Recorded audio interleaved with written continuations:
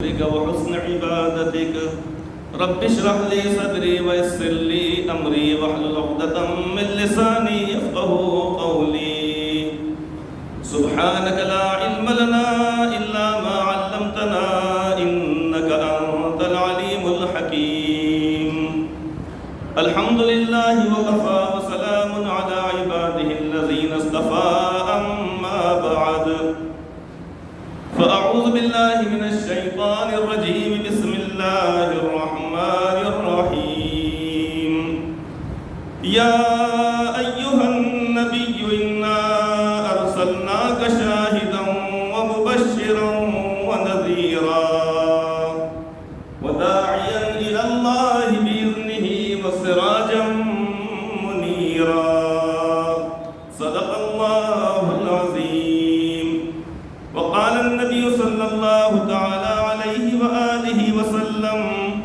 الدنيا سجن المؤمن وجنة الكافر أو كما قال عليه الصلاة والسلام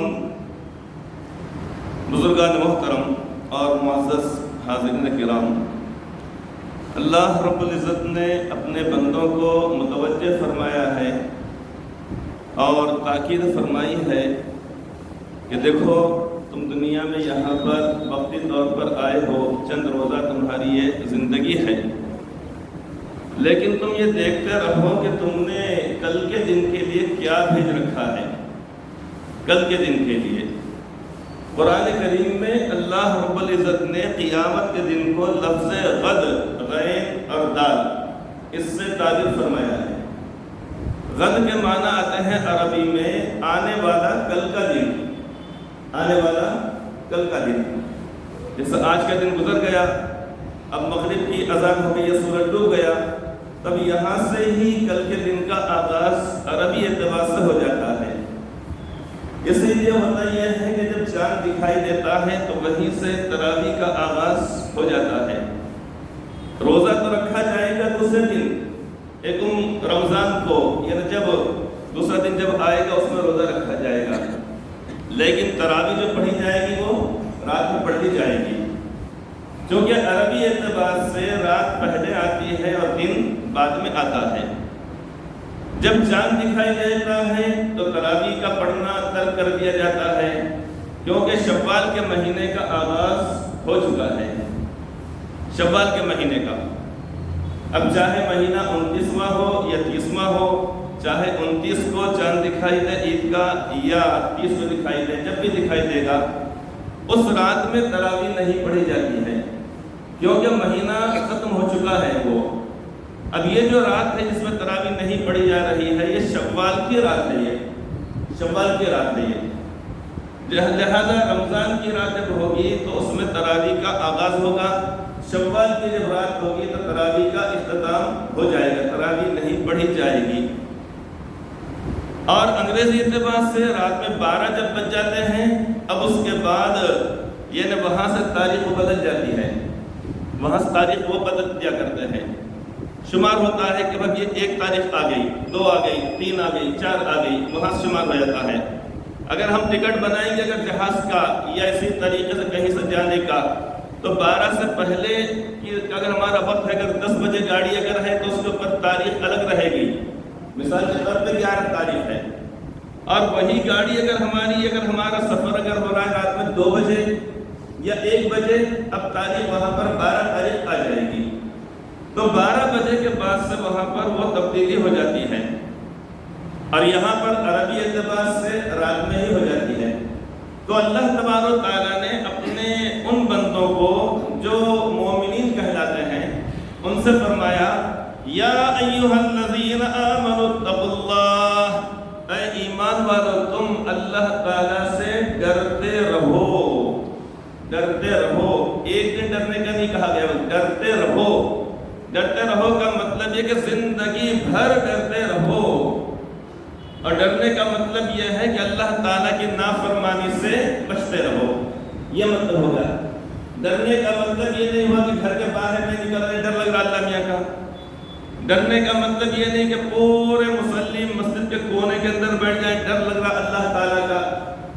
ڈرنے کا مطلب یہ نہیں کہ سارے یعنی ذکر کرنے خانقاہ کے اندر جمع ہو جائیں، ڈر لگ رہا ہے اللہ تبارک و تعالیٰ کا، یہ مطلب نہیں ہے۔ کسی بھی ہم شعبے کے اندر رہیں، کسی بھی کام کاج کے اندر ہم مصروف رہیں جو شرعی اعتبار سے جائز ہے، چاہے وہ زراعت ہو، ملازمت ہو، تجارت ہو، لین دین ہو، معاملات ہو، معاشرت ہو، ہر موقع پہ اللہ تبارک و تعالیٰ کا ڈر کہ اس موقع پر شریعت کا حکم کیا ہے، اللہ رب العزت راضی کن چیزوں سے ہوتے ہیں اور کن سے ناراض ہوتے ہیں، تو ان چیزوں کو اپنایا جائے گا جن سے راضی ہوتے ہیں، اور ان چیزوں سے بچنا جن سے ناراض ہوتے ہیں۔ یہی اللہ تعالیٰ کا ڈر ہے۔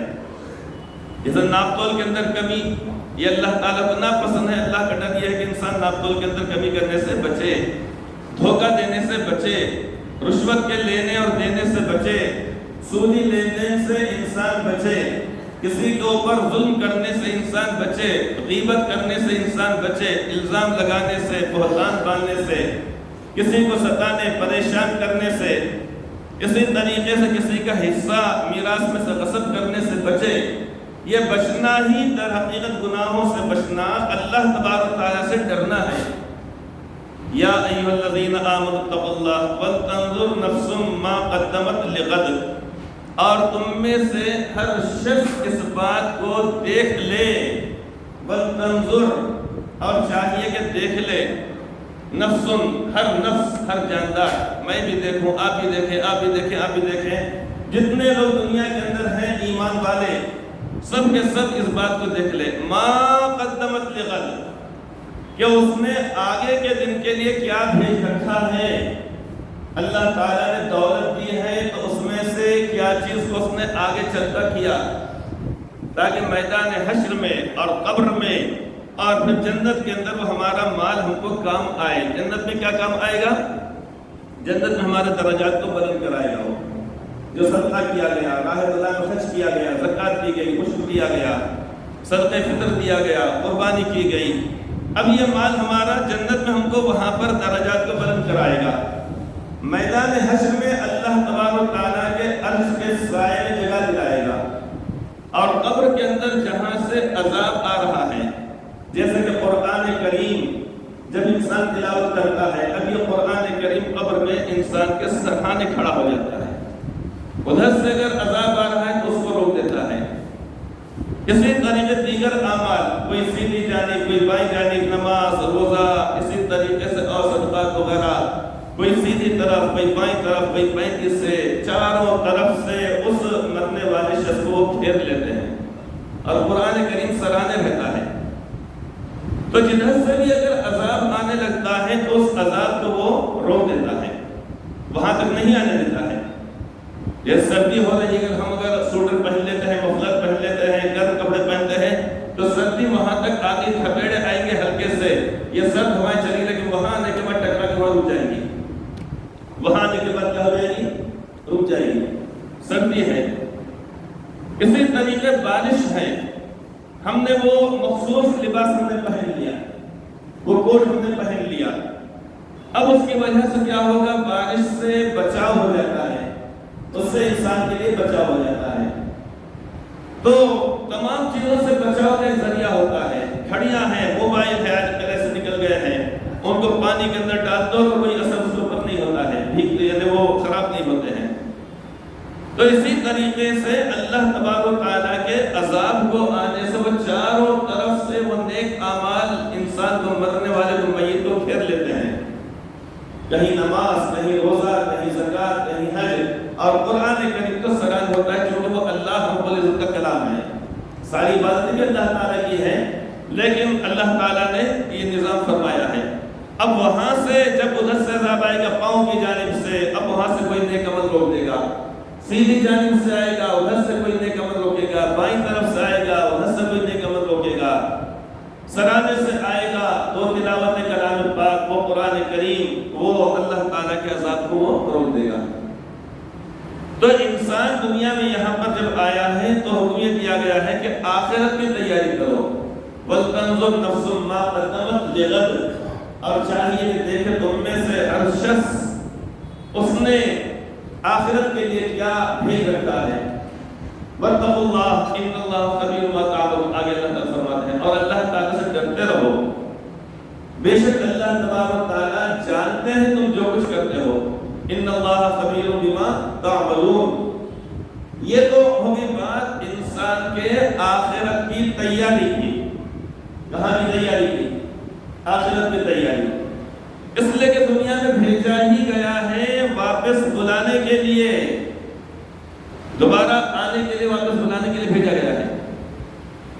وہاں سے جو بھیجا گیا، جنت سے بھیجا گیا، پھر دوبارہ جیسے کسی کو بھیجا جاتا ہے اپنے ملازم کو بھیجنے جاؤ، بھیجا کے وصولی کر کے آؤ، منگل کا دن آ جب فلاں فلاں فلاں کے وقت اپنے پیسے آنے کے رہے ہیں. کوئی سے جاتا ہے، کسی کے پاس شادی میں جاتا ہے، کسی کے پاس نماز پڑھنے کے لیے جایا جاتا ہے، کسی کا کہیں انتقال خدا نخواستہ ہو جائے، کہیں پر عیاد کرنے کے لیے. تو جانا چند گھنٹوں کے لیے، کچھ دیر کے لیے ہوتا ہے، لیکن اس کے بعد واپس آنا اپنے ہی والدین، اپنے ماں باپ اور اپنے گھر کی چہار دیواری کے اندر ہوتا ہے. تو یہ تو تیاری ہے کون سی؟ یہ آخرت کی تیاری ہے. کون سی تیاری ہے؟ آخرت کی. دو چیزیں ہیں، ایک ہے تیاری آخرت کی، اور دوسری چیز یہ ہے کہ دنیا میں ہم کو رہنا ہے، جس کو جب تک اللہ تعالیٰ نے مہلت دی ہے اتنے زمانے تک انسان کو دنیا کے اندر یہاں پر رہنا ہے. اب رہنا ہے تو یہاں پر بھی کیسے باعزت طریقے سے رہنا چاہیے، عزت کے ساتھ رہنا چاہیے، حلال روزی کمانا چاہیے، لوگ کے ساتھ ظلم و ستم کا معاملہ نہیں ہونا چاہیے. اسی طریقے سے سکون کی زندگی ہونی چاہیے. سکون کا مطلب یہ نہیں کہ گھر کے اندر اے سی ضروری ہو جائے، وہ رہے، وہ ہے تو بڑی اچھی بات ہے. یہ اسی طریقے سے لاکھوں روپیے انسان ٹائلس لگانے کے اندر، حمام بیت الخلا میں، باورچی خانے میں لگا دے، یہ کوئی سکون نہیں کہا جائے گا. سکون در حقیقت نام ہے انسان کے دل کے سکون کا نام ہے. دلی طور پر کچھ ملا بھی تو کیا، نہیں ملا بھی تو کیا، کچھ ملا تو کیا، نہیں ملا تو کیا. انسان کو سکون اس بات کا رہے، یہاں نہیں ملا تو کیا ہوا، وہاں پر تو ملنا ہی ملنا ہے، وہاں پر تو ملنا ہی ملنا ہے. ہر چیز کا کھونا بھی بڑی دولت ہے، بے فکری سے سونا بھی بڑی دولت ہے. کیا مطلب ہوگا؟ اس سے پہلے میں کیا مطلب ہوتا ہے؟ ہر چیز کا کھونے کا مطلب یہ نہیں کہ دعوت میں کہ چھتری گھما کے آ گئے، وہاں گئے چھتری گھما کے آ گئے، مسجد میں گئے چپل گھما کے آ گئے، وہاں گئے اپنی جیب کا کر لی گئی. کھونے کا مطلب یہ نہیں ہے کہ نہیں ملنا، اگر نہیں ملی اگر چیز تو بھی کھونا ہی ہے. تو ہر چیز کا کھونا بھی بڑی دولت ہے، بے فکری سے سونا بھی بڑی دولت ہے. بے فکری کا مطلب یہ کہ 9 بجے تک سو رہے، پھر بعد دکان کا ملازم آ رہا، چابی لے جا رہا، اور ہم ویسے ہی ہے تو نائٹ پہن کے باہر آ رہے، پیس لگاتے جا رہے، اسے جھاگ نکل رہا ہمارے، اور دیکھے چاہے ہاں ٹھیک ہے جاؤ جاؤ کرو، دکان کھولو. کیوں بھائی؟ بے فکری سے سو رہے. یہ نہیں، اس سے تو نوم صبح اپنا رزق ہے، صبح کا سونا رزق کو روکتا ہے. آدمی کو شیطان غلط پٹی پڑھا دیتا ہے، ارے بابا کہیں گے روزگاری، تم کو تو گئے بات تو فرصت ہی نہیں ملتی، دکان پہ وہ بھیڑ رہتی، وہ بھرمارت کہے گا رزق کا روکنا ہے، نو صبح نو رزق کا. وہ پیسے سے کیا فائدہ، وہ نوٹوں کی گڈیوں سے کیا فائدہ کہ جس کی وجہ سے ڈاکٹر لوگ کہہ دیں یہ مت کھاؤ، وہ مت کھاؤ، وہ مت کھاؤ، وہ مت کھاؤ، خالی ٹالکی کی جواری کی روٹی کا پپڑ کھاؤ، اور تور کی دال کا پتلا 100 روپے کے اندر روٹی چھوٹے کے کھاؤ، باقی کچھ نہیں کھانا.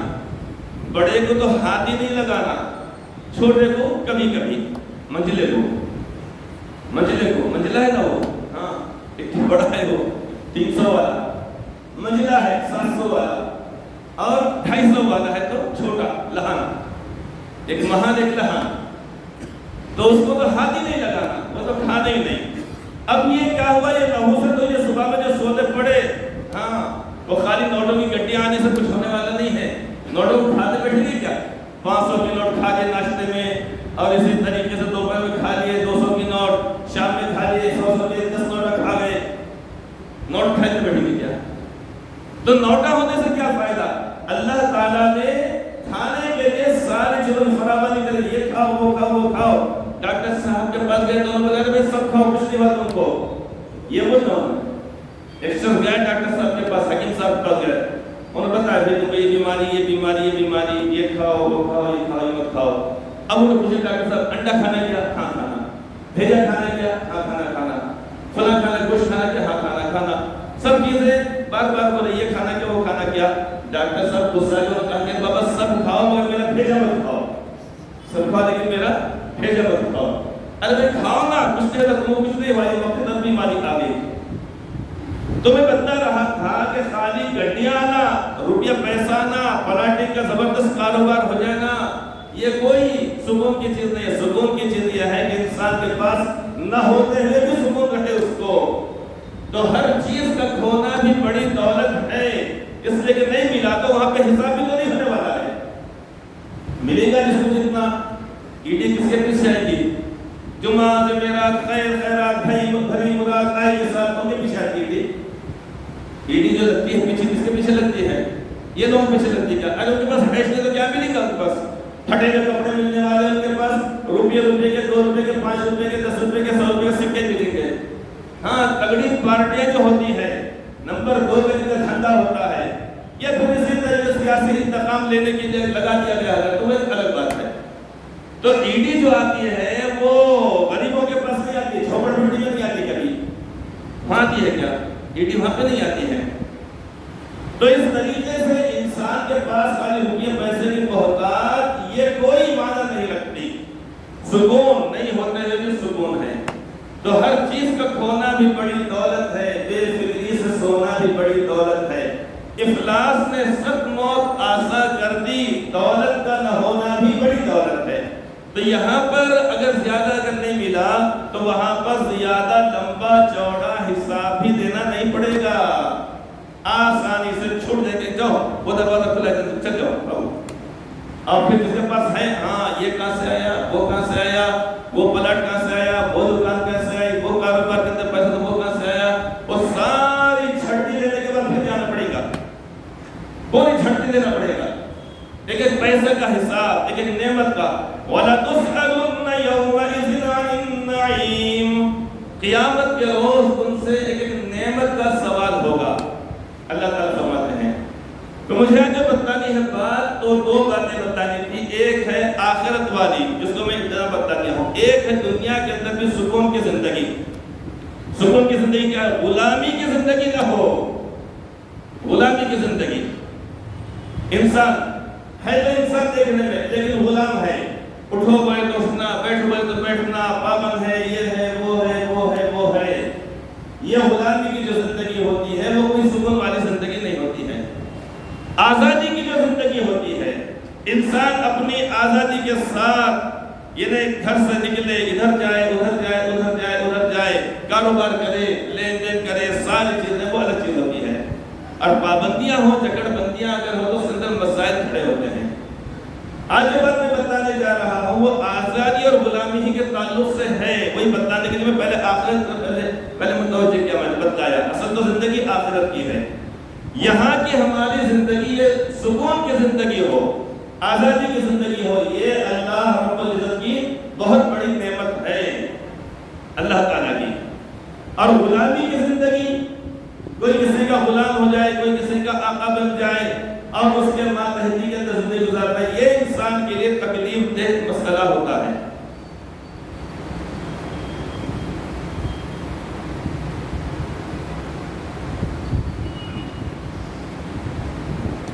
تو گزشتہ کل ہم نے جو یوم آزادی منایا, ہم نے یوم آزادی, آزادی کا دن 15 اگست پورے ملک کے لیے, تمام باشندوں کے لیے خوشی کا باعث یقینی طور پر ہے. یقیناً تو کس کی غلامی میں تھے؟ انگریز کی غلامی میں تھے. 90 سال تو بہت زیادہ, یعنی 1857 سے لے کر 1947 15 اگست 1947 تک, یہ 90 سال کا یہ عرصہ لگا ہے. اور اس سے پہلے بھی ان کی جکڑ بندیوں کے اندر وہ یہاں قبضہ کر رہے, وہاں قبضہ کر رہے, پھر ان کا مقابلہ انہوں کر رہے, انہوں کر رہے, وہ چل رہا تھا. تقریباً 200 سال تک کا محیط ہے ان کا یہ زمانہ کہ جس کے اوپر جکڑ بندیاں تھی. لیکن اصل جو زمانہ تھا ہمارے پورے ملک کے اندر تمام کے تمام باشندے, سب کے سب لوگ غلام بنا دیے گئے تھے. چاروں طرف بس انہی کا اختیارات چل رہا تھا اور اسی طریقے سے انہی کے ماتحت ہم لوگ ہو گئے تھے. اب اس کے بعد 90 سال کا عرصہ گزرا, ان سے جدوجہد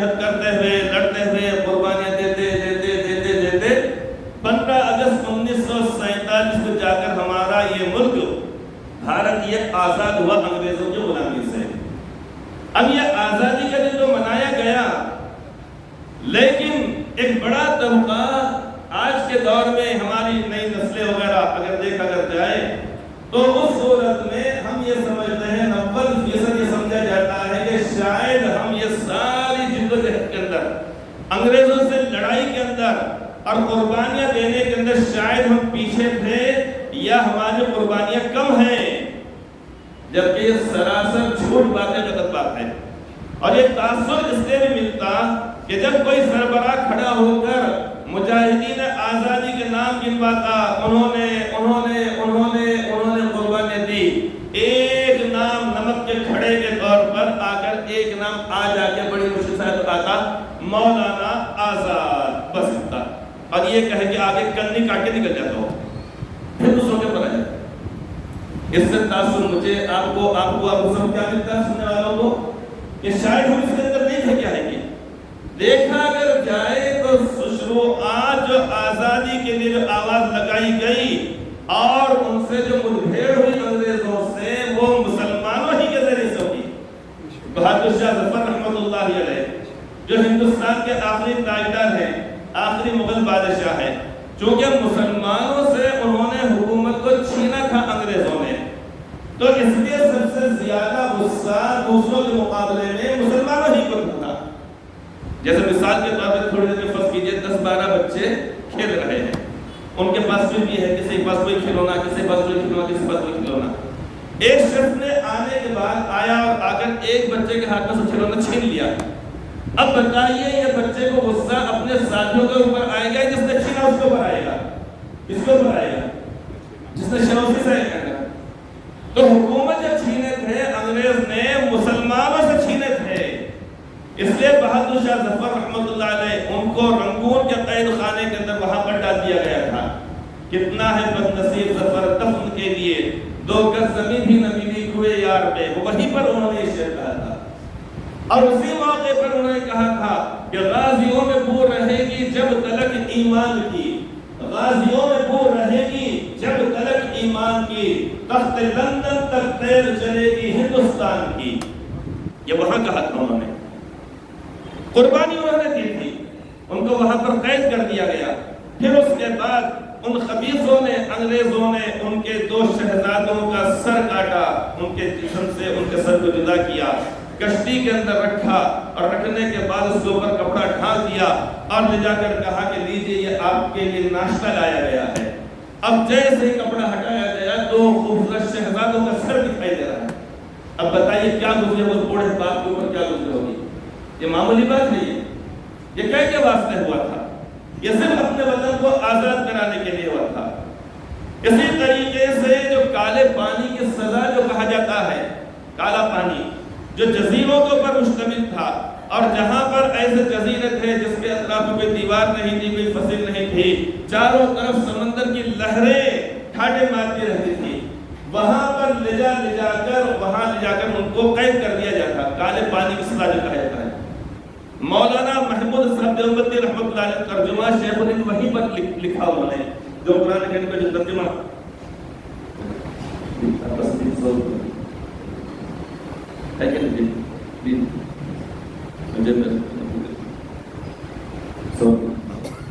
تو وہاں پر لکھا تھا انہوں نے ترجمہ شیخ الہند، کہاں پر لکھا؟ جزیرے انڈومان جسے کہا جاتا ہے، کالا پانی سزا، وہاں پر انہوں نے قرآن کریم کا ترجمہ لکھا۔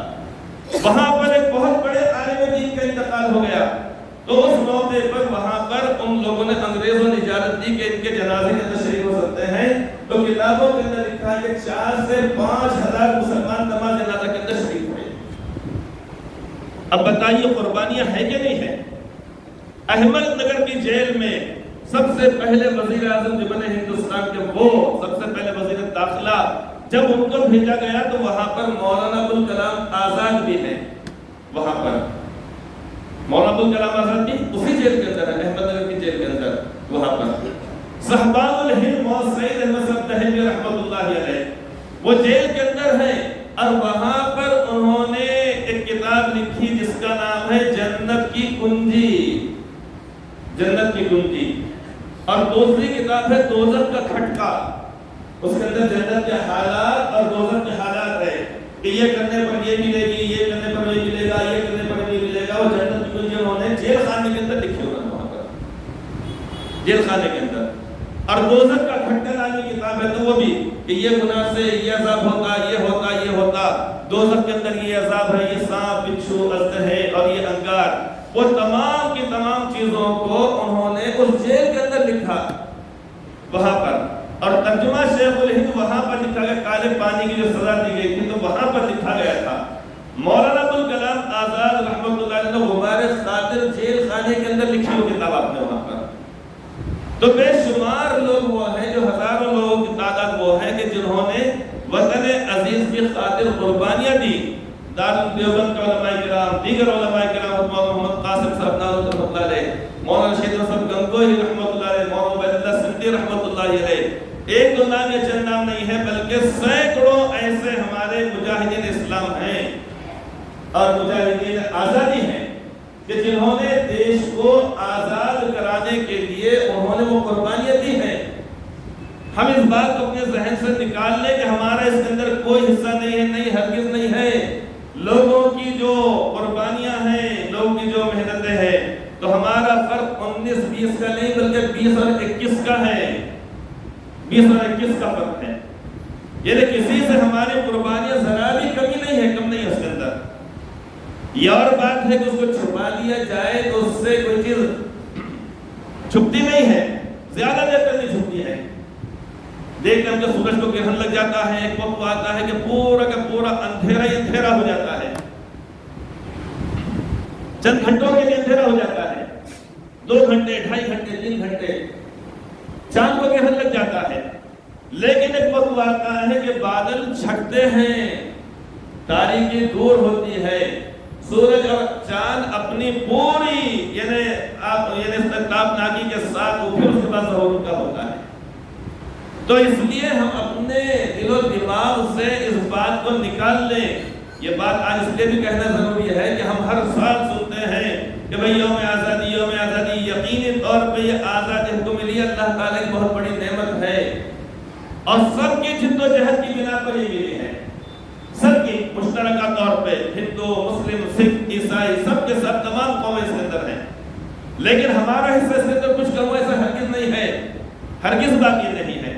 جلیان والا باغ جو وہاں پر پنجاب کے اندر ہے، ایک مقام ہے وہاں پر احتجاج کرنے کے لیے لوگ جب جمع ہوئے تھے تو انگریز افسر نے آنے کے بعد مشین گن وہاں پر جہاں ٹنگ راستہ تھا وہاں پر لگا دیا اور اس نے اپنے ماتحت افسر سے کہا کہ ان دو پر گولیاں چلائی جائے۔ دیکھتے ہی دیکھتے بچے، بوڑھے، جوان، ساروں کی لاشیں وہاں پر گرنا شروع ہو گئی۔ اب کتابوں اٹھا کر دیکھیے، وہاں پر جہاں اور لوگوں کا نام ملے گا وہاں پر بہت سارے مسلمان بھی اس کے اندر ملیں گے۔ ورنہ ذہن میں کیا بات آتی ہمارے کہ جلیان والا باغ کا مطلب پنجاب میں کوئی مقام ہے، وہاں پر انگریز نے گولی چلا دی تھی تو سارے شاید 100% یا تو سکھ تھے یا ہمارے برادران وطن تھے، ایسی بات نہیں۔ سب لوگ اس کے اندر موجود تھے، سب کے سب اس کے اندر موجود تھے۔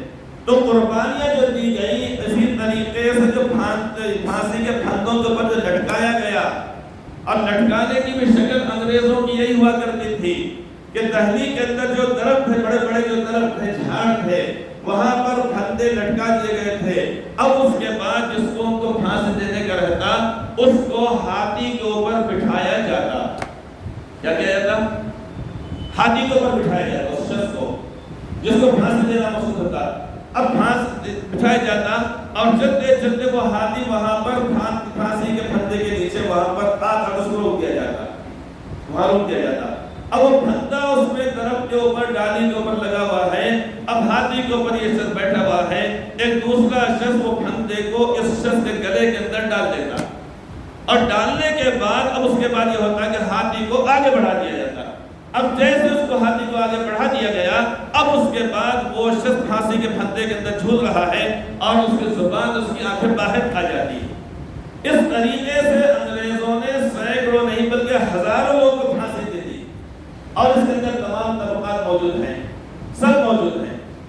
اس لیے اپنے ذہنوں سے اس بات کو نکال لینا چاہیے۔ نکالنے کے لیے ہم کو کتابیں بھی پڑھنا پڑیں گی، ہم کو خالی سن لیے، بس کسی سربراہ کی ایک تقریر سن لیے، 1.5 گھنٹہ ہو گیا، 1 گھنٹہ 10 منٹ ہو گئے، فلاں ہو گئے، اور یہ بات کہہ دی گئی، وہ بات کہہ دی گئی، اس کے اندر انہوں نے ذکر کر لیا، تو ہم کیا سمجھتے ہیں کہ شاید ہمارا حصہ اس کے اندر کچھ نہیں ہے۔ ہرگز ایسی بات نہیں ہے، حصہ ہے، بہت زیادہ ہے، کوئی چھپائے تو اس سے کیا ہونے والا ہے؟ پتا پتا بوٹا بوٹا حال ہمارا جانے ہے، پتا پتا یہ درخت کا یہ پتا، بوٹا بوٹا حال ہمارا جانے ہے، جانے نہ جانے گل ہی نہ جانے باغ تو سارا جانے ہے۔ تو ہر ایک کو معلوم ہے، لیکن آج مشکل یہ ہے کہ آج ہم خود اس سے ناواقف ہیں۔ واقف ہیں کیا ہم؟ یہ حال ہمارا بالکل نہیں بھائی، پتہ نہیں کیا ہے کہ فلاں نے دیے قربانی، ارے ان کی قربانیاں بعد کی ہے، بعد میں ان کو ہوش آیا، بعد میں ان کو خیال آیا، بعد میں سب مل کر، ورنہ دیکھا اگر جائے تو قربانیوں کے اندر کچھ کم نہیں ہے۔ اور مولانا ابوالکلام آزاد رحمۃ اللہ علیہ جو یہ 1939 سے لے کر 1946 عیسوی تک کانگریس کے صدر رہے، قومی صدر رہے، وہ تبدیل ہوتے تھے، بار بار بدلتے تھے، تو جو کانگریس تھی اس زمانے کی اس کے صدر رہے، تو تمام چیزوں کے اندر اہل ایمان کا اس کے اندر حصہ ہے۔ ملک کی جد و جہد آزادی کے اندر ٹیپو سلطان شہید رحمۃ اللہ علیہ کس سے لڑتے ہوئے ان کی شہادت واقع ہوئی؟ انگریزوں سے لڑتے ہوئے ان کی جو شہادت واقع ہوئی، انگریزوں سے لڑتے ہوئے شہادت واقع ہوئی۔ تو بے شمار یہ قربانیاں دی گئی ہیں، تب کہیں جا کر یہ ملک ہمارا آزاد ہوا۔ ہاں یہ بات ضرور ہے کہ سب کی مشترکہ جد و جہد سے ضرور آزاد ہوا، سب کی کچھ کوشش ہے، لیکن کسی ایک کی نہیں ہے اس کے اندر۔ یہ کہا جائے کہ جو تمہاری ہے قربانیاں ہماری نہیں ہے، تمہاری کوشش ہے ہماری نہیں ہے، ایسی ہرگز بات نہیں ہے، بلکہ سب نے اس کے لیے قربانیاں دی ہیں۔ لہذا سب کے لیے 15 اگست خوشی کا دن ہوتا ہے، لیکن خوشی کا دن کا مطلب یہ ہوتا ہے کہ جب 15 اگست جب ہو گئی، ملک جب آزاد ہو گیا، اب جو لوگ عہدوں کے اوپر ہوں ان کو یہ چاہیے کہ تمام ملک بھر کے اندر امن و امان کو قائم رکھنا، اور سب کے لیے یکساں طور پر یعنی اس کے مواقع، نوکریوں کے اندر، پڑھائی کے اندر، ملازمت کے اندر، ترقی کے اندر، سب کے لیے یعنی اس طریقے سے مواقع رکھنا چاہیے۔ یہ نہیں کہ ایک طرفہ طور پر یہ ظلم و زیادتی ہوتی ہے، یہ چیز اچھی نہیں ہوتی ہے۔ بس یہی باتیں آپ حضرات کا بتانے کے جو گزشتہ 15 اگست کا موقع تھا، آج یہ 16 تاریخ ہے، تو بہتر سمجھا گیا کہ اس تعلق سے بھی باتیں ہمارے سامنے آئے، تاکہ ہمارے دلوں کے دل دماغ میں سے ڈر، خوف یا مایوسی والی جو چیز ہے، یا احساس کمتری کا جو ہم شکار ہوتے ہیں، احساس کمتری کا، وہ چیز ہمارے ذہن سے نکل جائے۔ اللہ تبارک و تعالی ہم سب کو اپنی مرضیات کے مطابق عمل کی توفیق عطا فرمائے، آمین ثم آمین۔